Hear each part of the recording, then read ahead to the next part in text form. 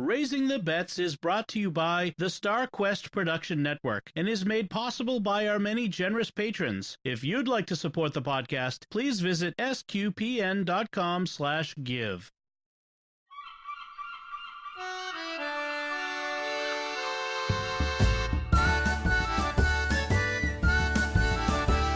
You're listening to Raising the Bets, a family podcast of pirates and penguins.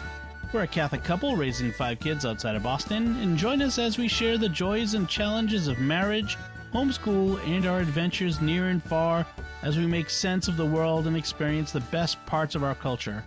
I'm Dom Bettinelli. And I'm Melanie Bettinelli. Merry Christmas, Melanie. It's too early for Merry No, Christmas. you're not a podcast professional like I am. See, as people are receiving this, it's Christmas Eve at least. I know, but it's not Christmas for me yet. I married Mrs. Literal. Yes, you're very rigid on these things. The Pope has said things about rigid people, you know. That wasn't a raspberry at the Pope. It was a raspberry at me, I would assume. You know, if he was saying the same things to me that you are, he might get a raspberry. Heresy. You're one of those Catholics. Anyway, let's not get into that. So, what's been going on? Let's backtrack up. But last time we talked to you, it would just been the third Sunday of Advent. As we record this, it is now the fourth Sunday of Advent.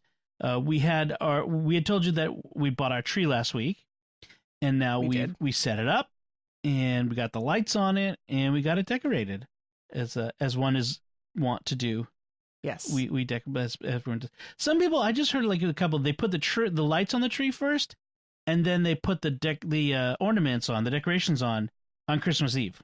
Yeah, I've heard of that. I've also heard of people doing like a couple ornaments a day, like everybody puts on one a day, and that's how they count down to Christmas. That seems like a lot of tracking of things. That's a lot of work.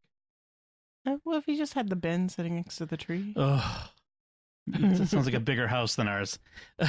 I kind of get the put the bulbs on Christmas Eve, but we'll talk about that the ornaments. Yeah, I get that, but our Christmas Eve is busy. We're going to talk about what our Christmas Eve is like here, is generally. But our Christmas Eve, it just feels like that would be just another busy thing. And it would be one more thing to put on the to-do list, another thing to do. Yeah. So we'll tell you a bit about what our Christmas Eves are like, what we tend to do in a bit. But yeah, that would seem like a lot. But one thing we do every year is or at least the last few years, I don't know how many years in a row I've done this. I should go back and look. But I set up a camera and I do a time-lapse video of decorating the tree, which is kind of fun. The kids really like it. Oh boy, do they love it. They like watching it this year's and then looking back on previous years. Yeah. I use my iPhone. I put it on a tripod. I set the time lapse going, and then I sometimes I'll last year I had two. I think I had your phone and my phone going. This year I just had my phone and I moved it halfway through. So. Which is fun. Now, the fun thing is, as we talked about last time, our tree isn't very large, so getting all of our ornaments on the tree, that tree is packed. It is full of ornaments, which is good. I like a packed tree. I guess it's packed. I never thought of it as being especially packed. I mean, there's hardly a place to put another ornament on the tree. I could put a lot more ornaments on the tree. It's like a fridge. It is always simultaneously full, but there's still room to put more things in it. I guess. That's how I think of the tree. How's your Advent gone, Melanie? Yeah. Yeah?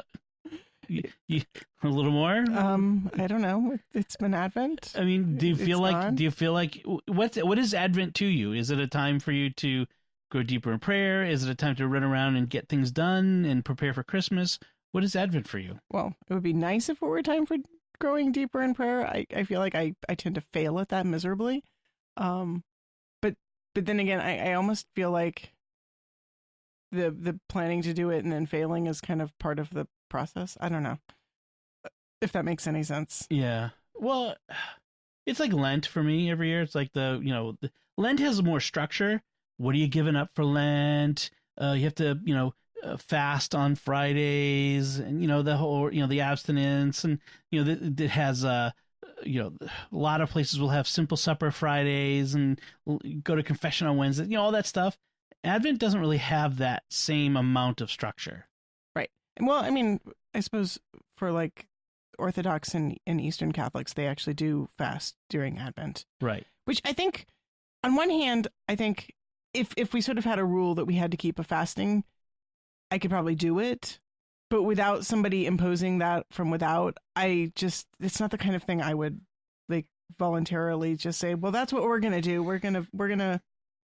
Well, given all of the birthdays and feasts and other things that fall during Advent, it would require a radical restructuring of how I've always done it. Yeah. Which, I like I said, it would be feasible, but it would be rethinking Advent sort of from the ground up. Yes. So I guess what we do is sort of gradually ease into the celebratory season. I feel like we don't throw up the decorations the day after Thanksgiving or before. We kind of ease into it as Advent goes on. We do a little bit more and a little bit more and a little bit more. One box will come out and another box. The wreath will go on the door one day. St. Nicholas Day will come around and some things will get out. Yeah, I mean, there's a really sweet little novella by Madeleine L'Engle called The 24 Days Till Christmas. It's got some of her characters from some of her other books, the Austen family. And it's sort of their family's tradition is to do one thing that's kind of preparing for Christmas every day for the 24 days from December 1st. And it's a sweet book. In the story, they have a new baby who's born on Christmas Eve, which they don't know, of course, that the baby's going to be born on Christmas Eve. It's just what happens. And I kind of like that idea of like doing one Christmassy thing a day, but that's even way too much structure for me. That's like, that would require organization and planning. And I feel like we sort of have the slacker version of that where we kind of do sort of one thing kind of most days, but it's not like this is our thing for today and I have planned this out. And no. We have storybooks that are Christmas storybooks. And those came out like, I think, after the second Sunday of Advent this year. Like some years we get them out, boom, the beginning of Advent. And some years we just kind of... We're very organic. Yeah. It's just whenever the things come out. It happens when it happens. We do the Advent candle right from the start of Advent. The Advent candles this year on the we table. Did. There have been years when it has not happened at the start. Usually because we didn't have candles. Right. But then we finally figured out get the pillar candles. We talked about that before, but yeah. Well, my parents figured out get the pillar candles. I did not figure this out. Right. Let's be honest. And then the candles becomes the Can Daddy light all of the candles with one match before burning himself. So it becomes a competition by the end. Right. I'm sure that's really a real preparation for Advent. Organic part of Advent.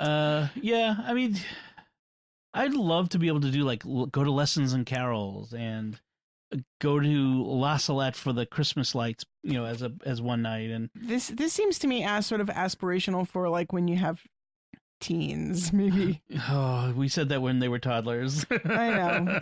You know what? I think this is about the time that we can start doing it. We had some external issues we don't want to get into. We had some things that kind of held us back a bit. Some stuff that we had to deal with. I think that put a damper on some of the ability to take care of that. Right. I mean, it's been, honestly, December has been very busy. There have been lots of appointments. Dentists, orthodontists, doctors, this and that and the other. And it's been kind of like, I feel like I've already been kind of busy. Right. So I think that's been part of it. We've been trying to get to La Salette for the Christmas lights, and we were going to go, one night, and that just never happened, and another night never happened. I mean, hopefully we'll get to it before they shut it down at New Year's? Do they shut it down? Or No. It goes through New Year's. Yeah, New Year's. New Year's is okay. New Year's Eve is the last. It would be nice to get there, but we might not get there because there's so much else going on. But yeah, so I mean, it's just I don't know if other people have the same sort of thing, but Christmas just sort of shows up, right? I mean, the nice thing about Christmas, actually, for me, is that it does show up. Like, right. No matter how prepared or not, it gets here. It shows up. Right. And I know I've been pregnant several times during Christmas, and not had any energy to really do much. Yeah. I mean, gosh, when we first moved in here, I was like very, very beginning of the first trimester and sick as a dog, and Christmas was Last thing on your mind. Then, Yeah. then there was the year that Lucy was born. Her birthday is right after, and Christmas, and you were sick and about to give birth. oh yeah, I got the stomach bug and was pregnant. Yeah, so even to the point of having to delay the C-section, right? Yes, Yep. she was actually delayed for several days. Yeah. So yeah, that's the way it is. I mean, it's just that's a natural, organic way of things, and there's no sense getting worried about it. We're also so laid back when it comes to celebrations. Like we're not all. You and I are. Neither of us are very rigid when it comes to how we celebrate a thing, and it has to reach some level of accomplishment. I'm not terribly attached to a particular like tradition or way of doing things for a lot of stuff. Yeah. I guess that's how I would. I think put that helps.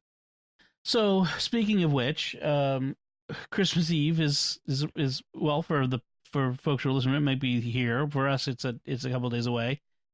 And I thought we'd talk a little bit about what we do. What do we do anything particularly special during the day on Christmas Eve? During the day, I'm usually like finishing up Christmas baking and cooking and stuff. Like You're making some challah.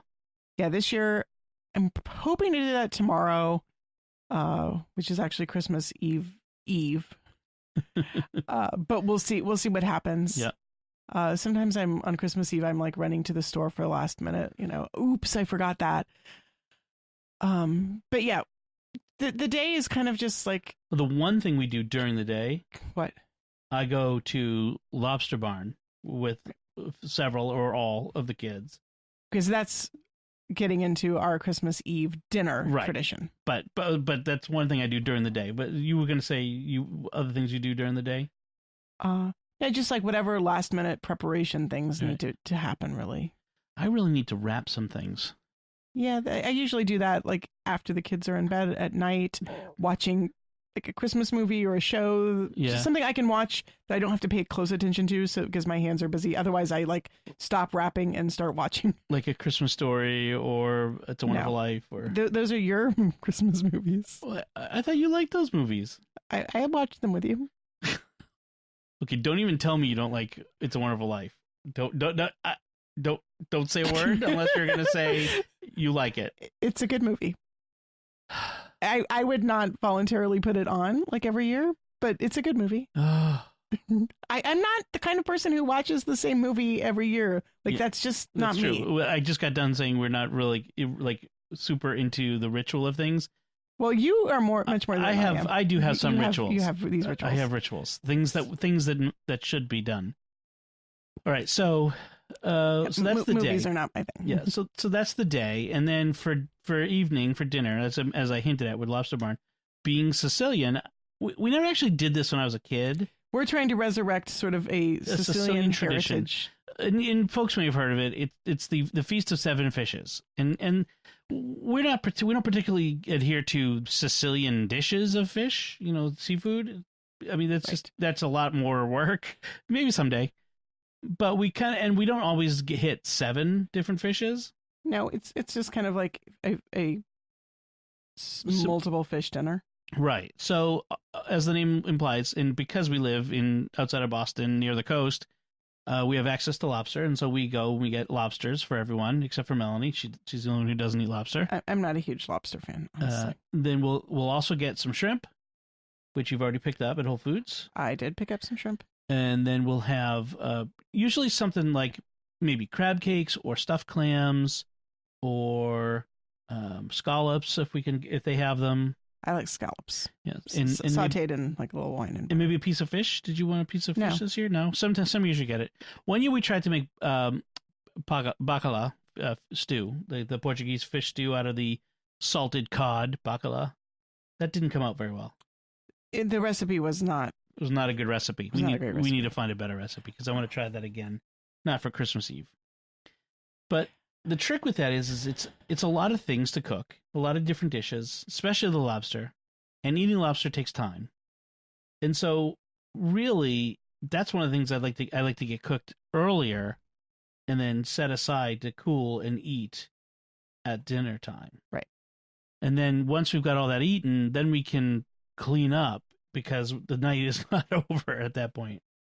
But as far as the dinner goes, so we'll have lobster, we'll have shrimp, we'll have clams, and because there's all of this, I only get one lobster. I mean, normally if I'm having a lobster dinner, I'm going to get two. But to people who live not on the coast, that seems like incredibly indulgent. Lobsters here are not. They're a lot cheaper. They're not luxury items. I mean, they're it's like a steak. It's like a Costco steak. So at this time of year, they're a little more expensive. But like in the summer, you can get them for $6. Like a decent lobster for $6. I mean, remember that time in Maine where I got 5 for $25? I think it was something like that. Yeah, that was pretty cheap. This time of year, they're a little more expensive because they're a little harder to come by. And French people love lobster. They ship tons of lobster to France every year this time for Christmas. Isn't that weird? Kind of funny. And so I had a roommate who was from Minnesota who always flew home to Minnesota for Christmas, and her tradition was to buy lobsters at the airport or on the way to the airport, like the big styrofoam container. Yeah, and she would take her family lobsters from Massachusetts every year. What if you can do that Christmas now, Eve. like TSA? I don't know. Can you fly with lobster? Like I'm pretty sure she did it after 9/11. There's more than 4 ounces of liquid in those lobsters. I don't know. I thought she did it after 9/11, but I'm not sure. I mean, those claws are like weapons. Could use those claws to get into the cockpit. All right. So the Sicilian tradition was originally, of course, people didn't eat meat during Advent, like Lent. Right. And so this was like a feast, but also still not eating meat. Yeah. Yes. Although Sicily is an island, so there was access to a lot of different kinds of seafood. Right. And there's some really good dishes. In fact, you gave me that Sicilian seafood cookbook. Yeah, we should pull that Christmas out. one year. Yeah, we really ought to pull that out and look at some stuff in there. So dinner's done. We clean up, and there's a lot to clean up when you're eating lobster. So we clean up, head the kids off to bed as quickly, as early as we can, because they're in bed. We're wrapping things and last minute wrapping presents. Yep. Watching a movie because what time do we get them up? Because we're going to midnight mass, and we've had we've had disagreement on when we should get them up. I always tend to be like, get them up early. That's my thing. Right. Whereas I feel like let them sleep as long as possible and get them up with just enough time to like throw their clothes on and then rush out the door. Now, given that we're going to the early mass now, where that's kind of how we do it every Sunday, I think that actually... It actually works. It works. I think I'm more mentally prepared for that. We leave the house at 7:30 to go to mass. It's a 15-minute drive. I usually don't start getting the kids up until like 7. I mean, I kind of try to like make noise before 7 to sort of like noise. Right. But I don't actually go in and like wake them up and yell at them until 7. Right. So if we got them up at 11, we could get out of the house by 11:30. Yeah.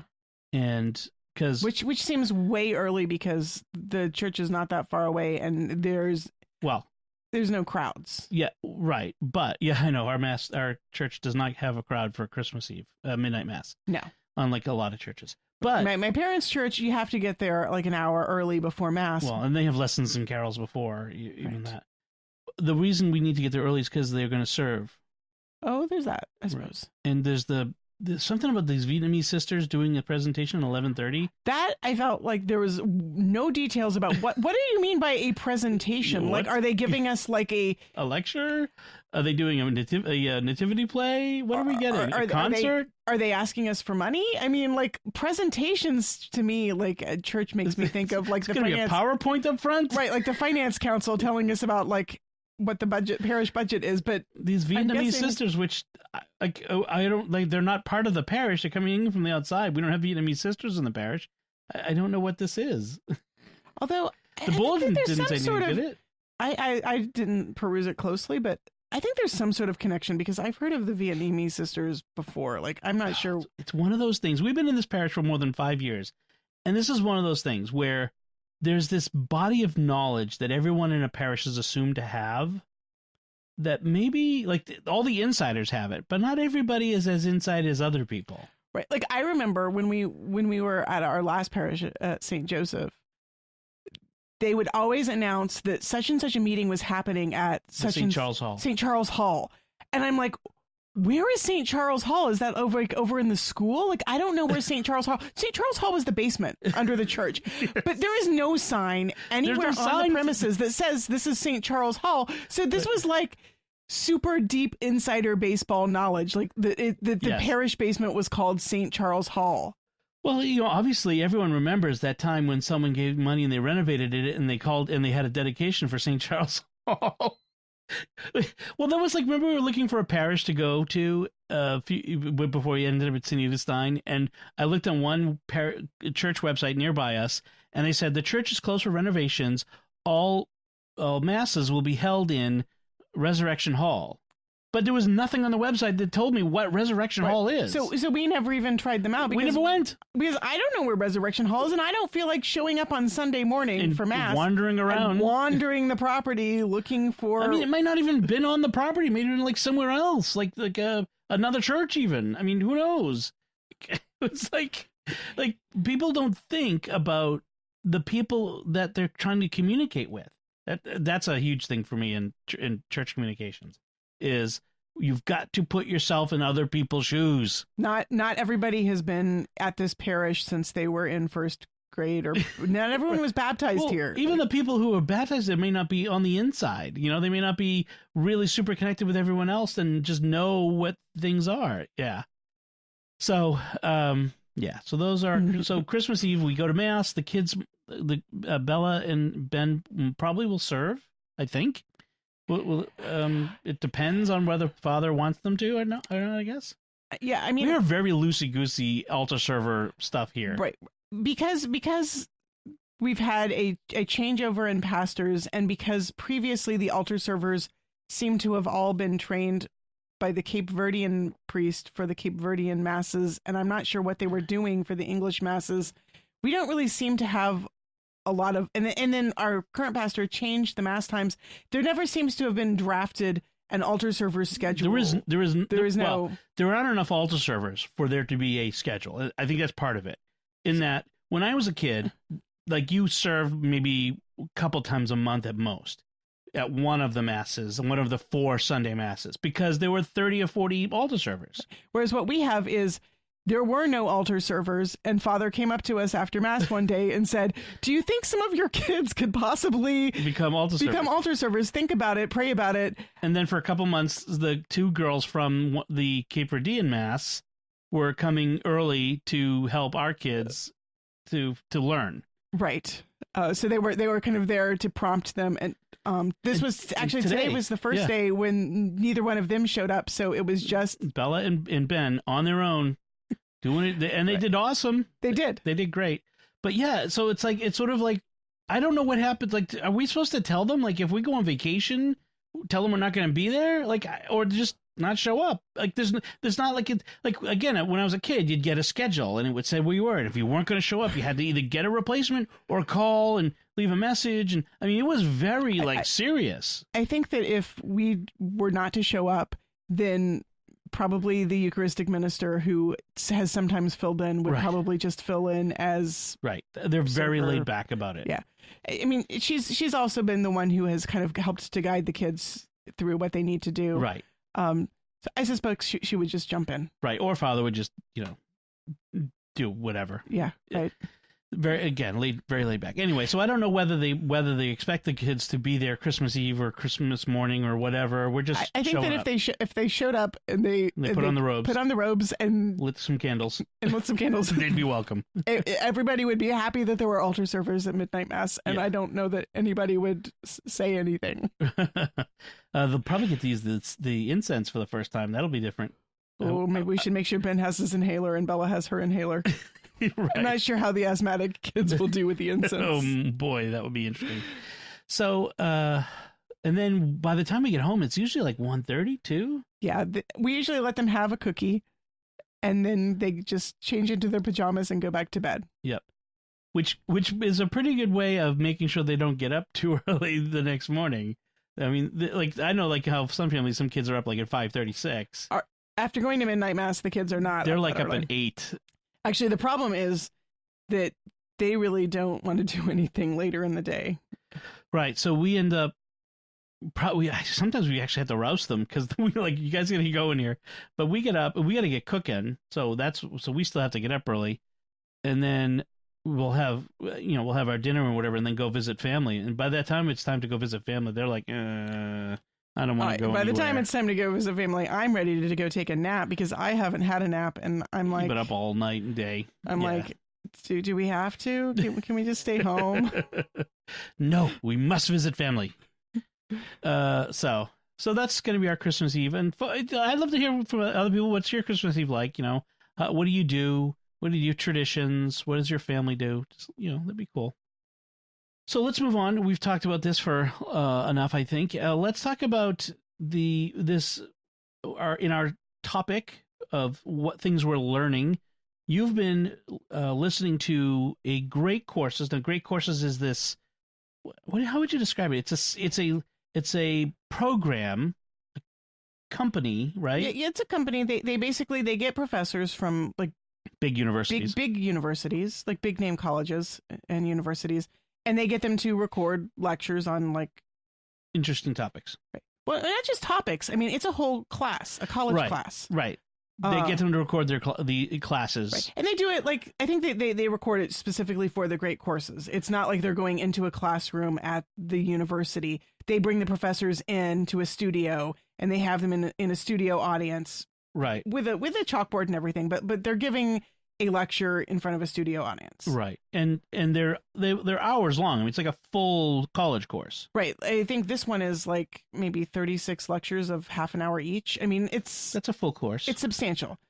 And so the one you're listening to right now is I'm listening to it via Audible because we have an Audible subscription, and they don't cost any more. Like it's 1 credit. It's 1 credit. If you have a credits, if you buy credits or you subscribe to credits, which is a great deal because this is for however many hours of class for 1 credit, like is the same price as an audiobook. So it's yeah.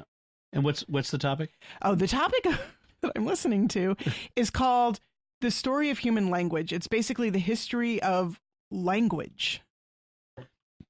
From, what we speculate about the very earliest people speak, the original primal human language, to the great variety of what language is, what it does, how it changes and develops over time, where English fits into the great families of human languages. How languages evolve, how we can track back languages. Yeah, and all sorts of things about like other languages that you've never heard of. He's always throwing in, explanations of languages from all over the world, from every continent, and it's fascinating. I love this lecture. The kids have been really good. I listen to it mostly when I'm like cooking, sometimes in the car, sometimes just when I'm sitting around like folding laundry or doing something like that. While my hands are busy, but my mind is wandering. Yep.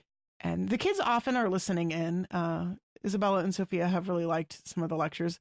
They haven't listened to all of them, and I haven't been like, I'm not going to listen to this unless the kids are listening. Right. Because then I would never You would never listen to it. I'd never finish it. Right. But they've been listening along, and they've been enjoying the lectures that they have heard. They've really enjoyed, and they've talked about, and we've had some interesting discussions based on it. So it's kind of a whole family learning experience, even though it's primarily my thing that I'm doing. Right. Because I'm interested in it. Well, it's good. It's good you have interest. But the great thing is we now own it. And so as they get older, like high school age, this would be a great program, great course, great subject for them to take, in a sense. Yeah. I always kind of wished I had taken linguistics in college. Yes. You're a frustrated linguist. One of my grad school professors, his actual PhD was linguistics. And he somehow ended up washing onto the shores of Irish studies and taught both Irish language and Irish literature. So he was sort of technically in the literature department, but he also taught Irish language, and he was great. But a lot of our Irish language class was spent not learning Gaelic, but learning about linguistics, because he didn't really like our textbook, and he really just kind of didn't really want to be teaching it. I think he was subbing because they had lost the professor who had previously been teaching the class. Anyway, I really liked the linguistics part, even though I was a little bit frustrated about not learning as much Irish as I had hoped when I signed up for the class. Yeah, so it's really interesting to listen to the great courses, and we'll probably get other great courses on Jimmy Akin's Mysterious World. He has actually suggested some related to topics we've discussed. So, like, great courses of the Egyptology ones are supposed to be really good, but they cover a wide range of topics, and I've seen them for years advertised. Right. Now, occasionally Audible will have like little teasers, like just one lecture from the series that you can get for free or for like a couple bucks. And I think the first of this series I listened to just as a one-off, like, so it worked. And it totally worked because I said, this guy was really good. He was he's very engaging. He's funny. It's the opposite of dry. Right. He's very funny. Like, you're constantly laughing. He does funny voices, and he speaks in all sorts of languages and then apologizes for how bad his accent is.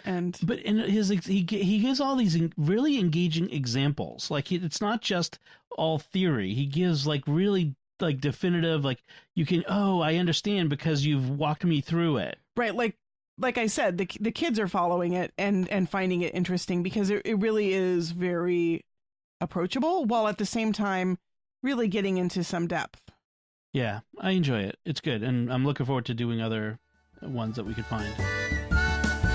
This is Dom Bettinelli, CEO of SQPN, with a special message. The StarQuest Network is fulfilling its mission to explore the intersection of faith and pop culture, and in the past year we've reached stunning new heights. Our programs are reaching broad new audiences with a message that helps us discern good entertainment, make sense of the world, and share the gospel with others. We continue to launch new shows and bring back great shows. We just relaunched Secrets of Star Wars, which comes at the perfect moment to capture the excitement over the new show, The Mandalorian, and the climax of the new Star Wars movies. The support of our audience is vital to this work and has helped us grow closer to meeting our financial obligations. For that, we are very grateful. But we still need to close the gap. Every new gift extends our deadline, but until we eliminate our deficits, the future of StarQuest and your favorite shows remain in question. This is why it's crucial we hear from you this Advent and Christmas, the time when nonprofits receive most of their support for the year. If you're already a supporter of StarQuest, we are very grateful, and we ask you to prayerfully consider increasing your support at this time. If you are not yet a supporter, please become one now. We urgently need your help, and every gift counts. Could you give $15 or even just $10 per month? That lets us provide more than 40 hours of professionally produced shows with compelling content. We have special thank you gifts for donors at several giving levels. If you are a business owner or just want to provide a leadership level of support, we now have a special giving level for sponsors, like in public broadcasting. For $500 per month, you or your business can sponsor one of the shows on our network. Listeners will hear a message in every episode thanking you for your sponsorship and giving your website. We'll also have your name and link on the SQPN webpage and in the show notes of every episode during your sponsorship. Whatever level of support you can offer, whether large or small, please show your support for SQPN this Christmas, and remember that your gifts are tax deductible. Just go to sqpn.com/give.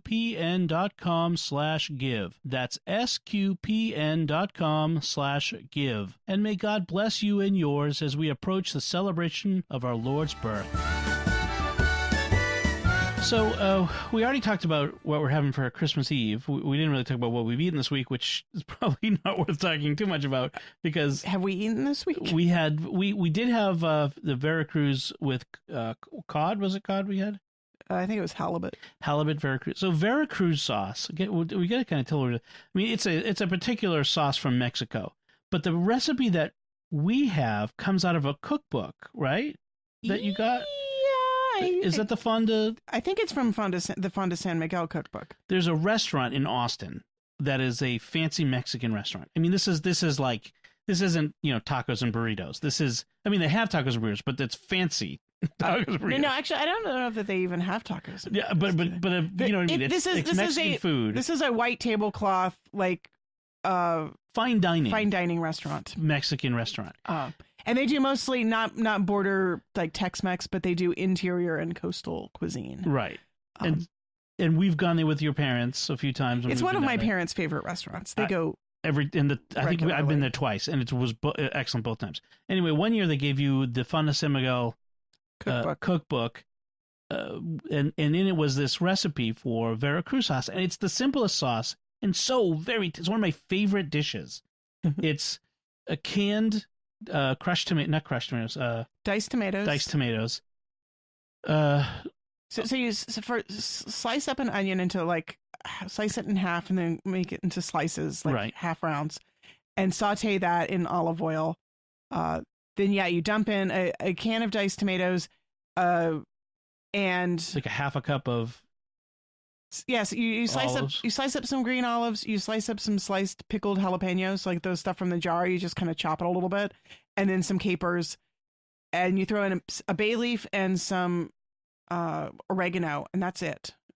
And you just simmer it for a while, and then serve it over rice and fish, and it's so good. I mean, I really, it's so simple and so good. And so but most of the kids don't like it. I think who liked it this time? Sophie liked it. So, we don't have it very often, but we had that. We used to have it more often. We did. And that's about it. Like you had a craving for a burger last night, so we went to Red Robin for a burger. I mean, sometimes you just really want a hamburger. So you want a good burger, but also just again of the craziness we talked about before. It's been hard to have meals that aren't just like throw some chicken thighs in the oven and it's the same old things that we've been having lately. We're kind of stuck in a rut we're trying to get out of, but we talked about that last time, that the rut.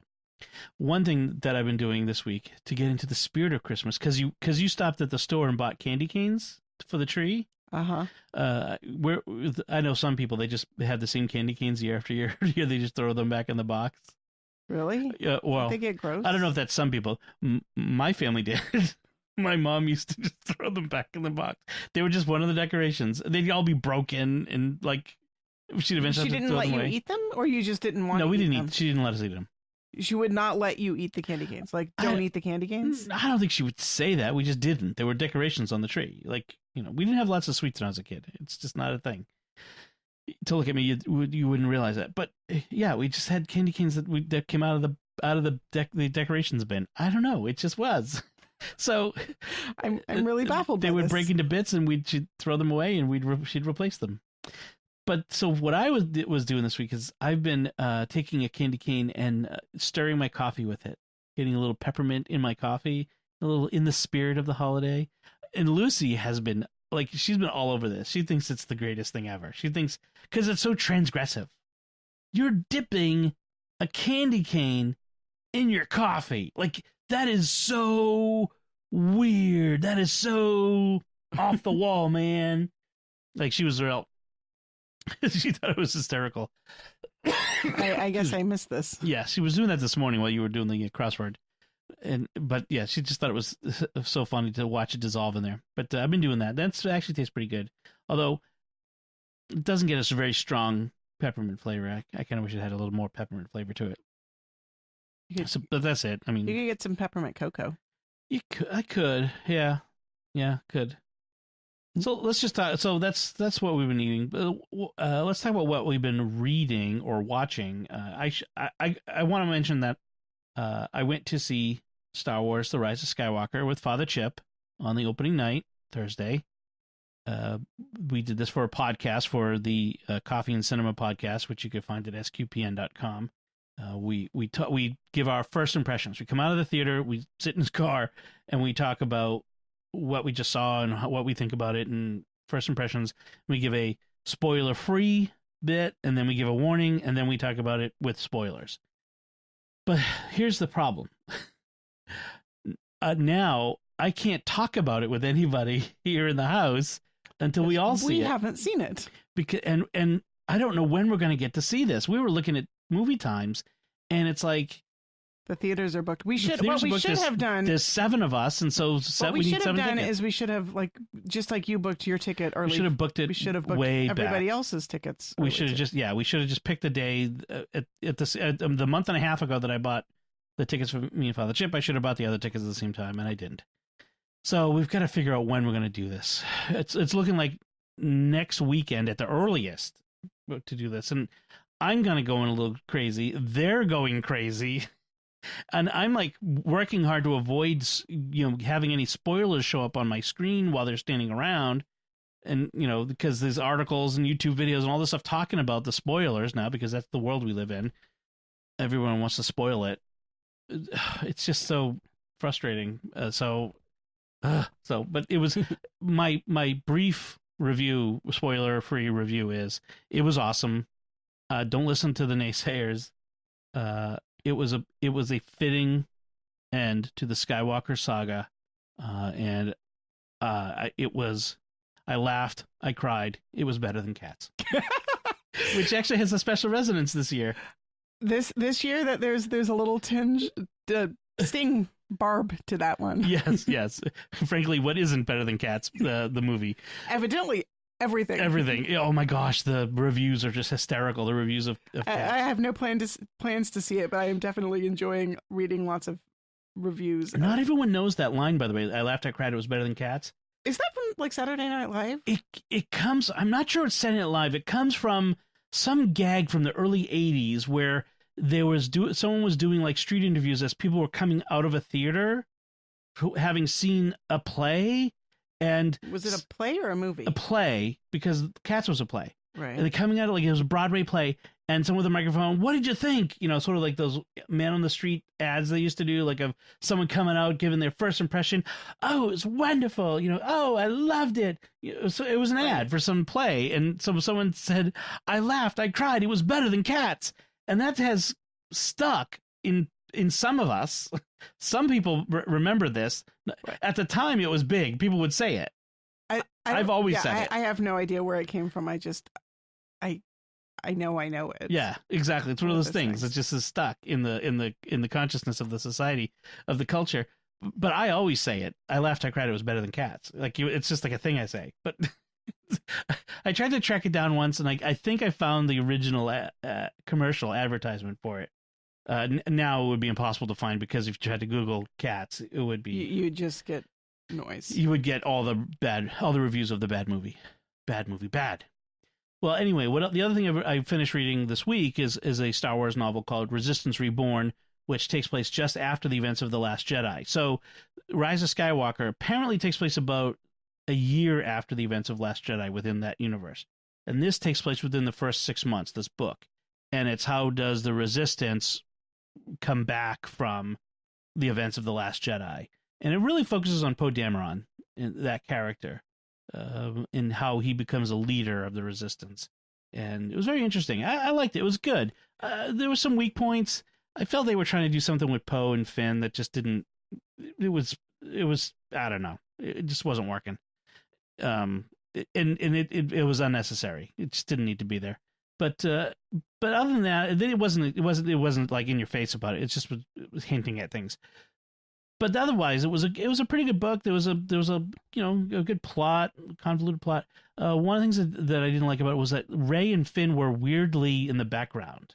Like Rey and Finn are at this point, in this trilogy, are the main characters. I mean, let's face it, they're the characters, and they were weirdly disconnected. It was Poe and Leia were the main characters in this book.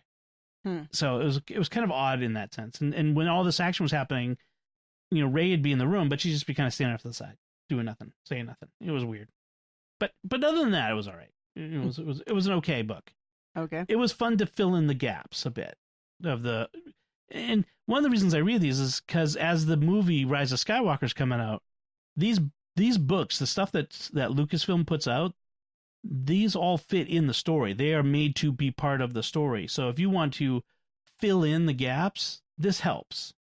I have never read a single Star Wars book in my life, and probably never will. I've read dozens. It's just, I don't know. I mean, I'm kind of intrigued by the idea that there's like more of the story, but at the same time, I'm strangely reluctant to actually read any of them. I get it. I mean, I couldn't even explain why, but just not. And then there's nothing else like it out there, like in any of the other fandoms. Like there's like Star Trek novels do not necessarily fit in with the movies or TV shows. In fact, the movies and TV shows, frankly, contradict them. They're not paying attention to the novels. They just do whatever they want. and then the novels get like cast off into, they're like, and frankly they reboot the universe, and they contradict the stuff that the TV shows that they already had with the, when they rebooted with Chris Pine and Right. those guys. So they are not concerned with canon, but Lucasfilm, they have a guy who's in charge of making sure everything fits, like all the different I can appreciate that. I like it's the best job ever. I would love that job. It would be the coolest job ever. But they're really intent on making sure that things don't contradict, that everything fits. Anything that's said in an officially licensed and published book or comic book or TV show or movie, it fits within the universe and is not a contradiction. You have to take into account. That seems like really, really convoluted. I can't imagine how hard it is to write a book in that, like, especially as time goes on, as that universe gets deeper and deeper, how you could possibly, like, it has to be a collaborative process where people going through, oh, by the way, here's this character that you can't do that with that character, or that place already exists and it's this, Well, yeah, but aren't most like books that are written within a particular, like a pre-existing franchise, kind of collaborative efforts. Like, authors do not have free reign to do whatever the heck they want.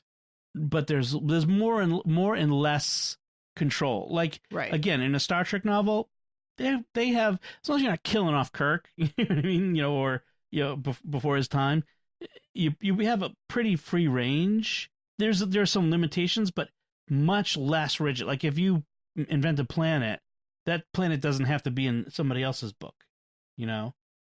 If you say something about, say, a race like the Andorians, and you make up something about their culture, if someone writes a book that includes Andorians in 5 years and it contradicts it, they're not going to say, no, you can't do that. They just let it go. Right. Okay. Which is a little frustrating in itself. I kind of like the Star Wars way, but it's kind of interesting, which is why a few years ago when Disney bought Lucasfilm and they threw out all of that stuff that had been done after between Return of the Jedi and when Disney bought it, all the books that had been written, they got all shoved into something called Legends. In other words, this stuff we don't have to account for any of this anymore. They had a clean slate. And they subsequently brought some of those things back in, but not everything. Very interesting. Anyway, so what did you told me you finished a book this week. I am not finished. Or you're still working on it. Almost finished with.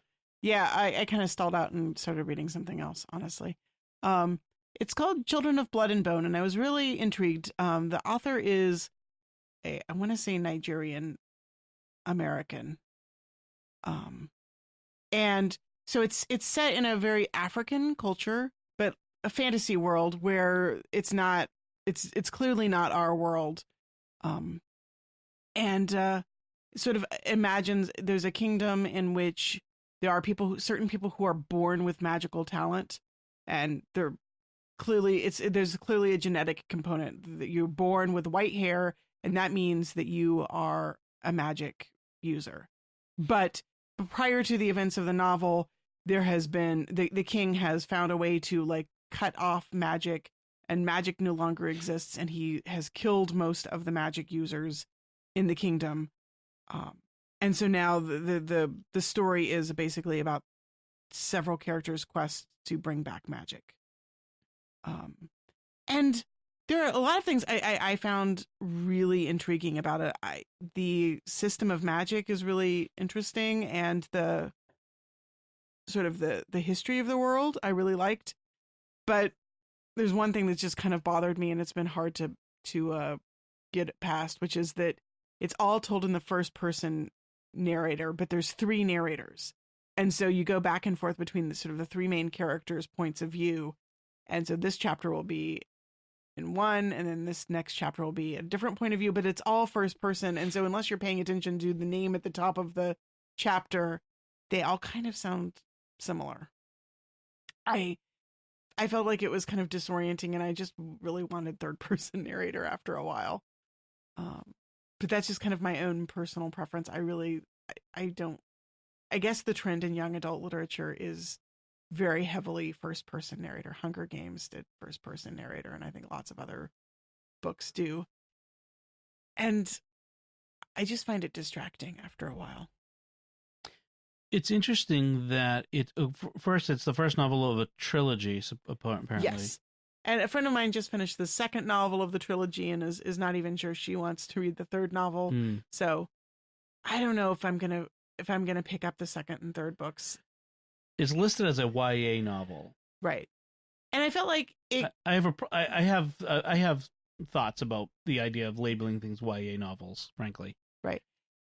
I feel like there are certain traits in the novel that I can see are definitely kind of within that YA genre. The characters, a lot of the conflict is driven by characters who don't communicate well with each other, and that kind of tends to drive me crazy. Like, just tell him what you think. Just tell her. Right. Why on earth would you not spell it out? Oh my goodness, you're driving me crazy, you stupid people who don't talk to each other. So yeah. But the other thing is that it's been picked up in a movie deal. They were going to make a movie out of it. I think that this could make a really interesting movie. It was announced, although, to be clear, they announced it 2 years ago that Fox 2000, which is a small part of Fox, was developing it. Fox 2000 has been acquired by Disney. Fox has been acquired by Disney, and Fox 2000 is being folded in. So that might be put on a back burner. It might be. Yeah, mid-budget, elegant tastemaker films is what their portfolio was called. I'm not sure what that means. Mid-budget, so not blockbuster. Big blockbuster. Elegant tastemaker films. Interesting. Anyway, they made The Woman in the Window, Hidden Figures, which is about the women, the African American female scientists at NASA during the Apollo missions. That I'm kind of meant to see that. The Calculator sounded interesting. Yeah. It also made The Fault in Our Stars, The Devil Wears Prada, Marley and Me, Love, Simon, and The Hate U Give. So who knows what that means for the stuff that they had in development. It may or may not be still in development. But I am very intrigued by the idea of this sort of African universe where it really doesn't have much reference to any cultures outside of Africa. There's a sense that there are cultures out there. There are other countries that they know about which have had their own trajectories with magic. There's kind of a sense that maybe things haven't gone so well in some of these other countries with magic. The magic is kind of problematic. So anyway, that kind of makes me want to read more if there goes into that, but I don't know. But I like the idea of sort of non-European, non-Western takes on what magic is, where it comes from. This really feels like a sort of a fresh, different approach. Right. I mean, frankly, there hasn't been a lot that comes from African culture. We've had Asian stuff from Asia, some, but right. From African culture would be interesting. And South American would be interesting too. Mm-hmm. Let's see.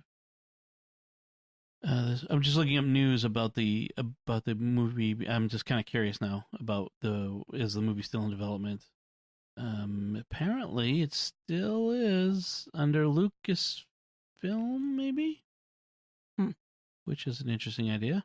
Anyway, we should move on. I think that's about it, actually. I think we've kind of covered everything we want to cover. It is late.